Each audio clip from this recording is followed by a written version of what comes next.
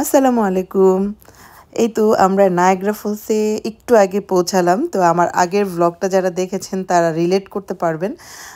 আমরা প্রায় ৩.৫ ঘন্টার মতো জার্নি করে আসছি।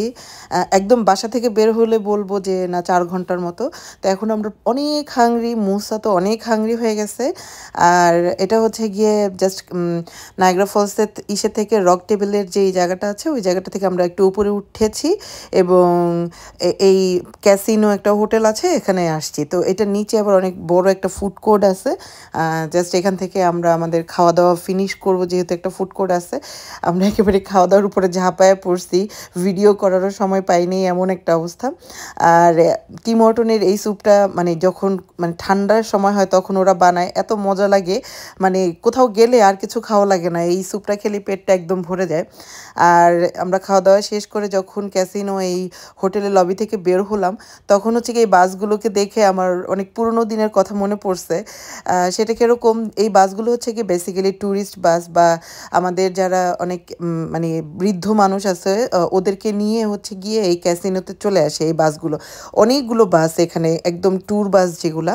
তো অনেক আগে হচ্ছে গিয়ে আমি আর মুসার বাবা এই বাসে করে ইসে চলে আসতাম, নায়াগ্রা ফলসে চলে আসতাম। মুসা হবার পরে আসলে আর আসা হয়নি, কারণ এই বাসগুলো একদম বাচ্চাদেরকে মানে অ্যালাউ করে না, বাচ্চাদেরকে নেয় না। তো যাই হোক, হাঁটতে হাঁটতে আমরা আমাদের হোটেলের সামনে চলে আসছি। আমাদের হোটেলটা ছিল একদম ফলসের জাস্ট উল্টা পাশে, যেই এম্বাসি সুইটস নাম ওইটার উপরে। তো হোটেল রুমে যে ভিডিও করব কি, মুসা এমন কাঁদতেছিল সে হোটেলে আসবে না, রুমে ঢুকবে না এরকম। তো আমি সবার আগে যে দেখতেছিলাম যে আমাদের হোটেল থেকে ভিউটা কীরকম। তো লুক অ্যাট দ্য ভিউ, আমার খুবই ভাল লাগছে।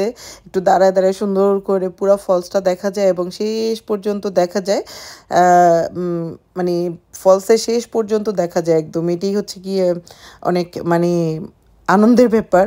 আর ফলসে এখনও লাইট দেয় নাই, তো আমি ওয়েট করতেছিলাম যে কখন লাইটটা দিবে। আমরা আজকে রাতটা থাকবো শুধু এই হোটেলে, তো পরের দিন আবার আমরা চলে আসবো এরকম।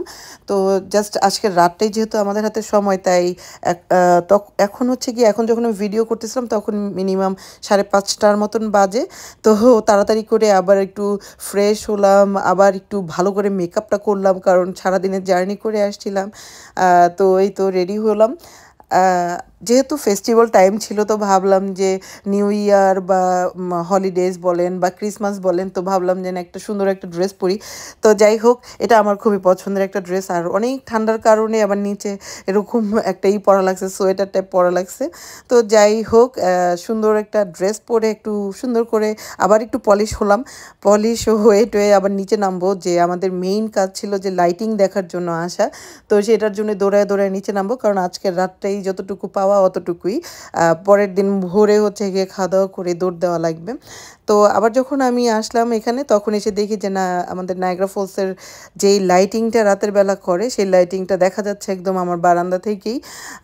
সত্যি কথা যেটা, এবার নায়াগ্রা ফলসে যেয়ে মানে পুরোটা নায়াগ্রা ফলস হেঁটে দেখতে পারি নাই, মানে এই এই এক কোণা থেকে আরেক কোণা পর্যন্ত। বাট আমার রুমের বারান্দা মানে বারান্দা কি উইন্ডো থেকে পুরাটা দেখা গেছে, এটাই হচ্ছে গিয়ে হ্যাপিনেস। তো যাই হোক, এই যে নিচে নেমে গেছি, নায়াগ্রা ফলস বা নায়াগ্রা শহরে আসার আরেকটা মানে মেইন কারণই ছিল একটু লাইটিং দেখা। কিন্তু সত্যি কথা যেটা, যে একদিকে গেলে আরেক দিকে যাওয়া যায় না, যেহেতু আমাদের সাথে অ্যাভেলেবেল গাড়ি নাই। তো একদিকে গেলে আরেক দিকে যাওয়া যায় না। তারপরে হচ্ছে গিয়ে অনেক ঠান্ডা, এবং মুসা সবচেয়ে বড় কথা, ও ডানে গেলে বামে যেতে চায় না, আবার বামে গেলে সোজা যেতে চায় না, খুবই প্যারা ওকে নিয়ে। তো এই লাইটিংগুলো হচ্ছে কি একদম ফলসের সামনে যে রক টেবিল জায়গাটা ওখানেই ছিল। এতটুকু লাইটিংই আমরা মানে উপভোগ করতে পারছি, বাট এখানে খুব সুন্দর লাইটিং ছিল, দেখতেই পাচ্ছেন। টেবিল রকের এই জায়গাটাকে আমি বারবারই রক টেবিল বলতেছি, মানে কি বলবো আর, আমার কাছে যেটা সুবিধা মনে হয় সেটাই বলা শুরু করছি। তো যাই হোক, এই যে আমাদের লাইটিংয়ের এই জায়গাটায় চলে আসছি। নায়াগ্রা ফলসের মেইন যেখানে লাইটিং ছিল সেখানটা পর্যন্ত যাওয়া হয়নি, বাট এতটুকু জায়গায় আমরা ঘুরে ফিরে বারবারই আসছি এবং এতটুকু জায়গায় খুব এনজয়েবল ছিল। তো টেবিল রকের এই জায়গাটা হচ্ছে দোতলার উপরে খুব সুন্দর একটা আর্টিফিশিয়াল গাছ দিছে। এই গাছটা আমার কাছে এত ভালো লাগছে, কারণ বাইরে এত বেশি ঠান্ডা বা সব সাদা কালো, সো এই জায়গাটাতে খুব একটা কালারফুল জায়গা ছিল। এটা কি দেখলাম, সব ভিজে যাচ্ছে, সব ভিজে যাচ্ছে।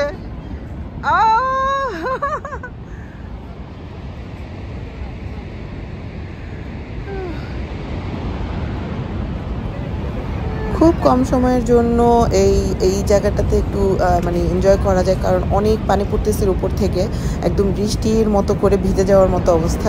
তো যাই হোক, আমার জন্য এটা ফার্স্ট টাইম ছিল এরকম একটা নায়াগ্রা দেখা।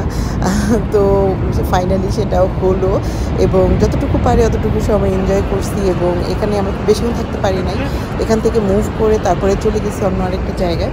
তো সেটা নিয়ে আমার নেক্সট ব্লগ হবে ইনশাল্লাহ। ততদিন সাথে থাকবেন আশা করি। থ্যাংকস ফর ওয়াচিং সবাইকে। Enjoy your all days. বা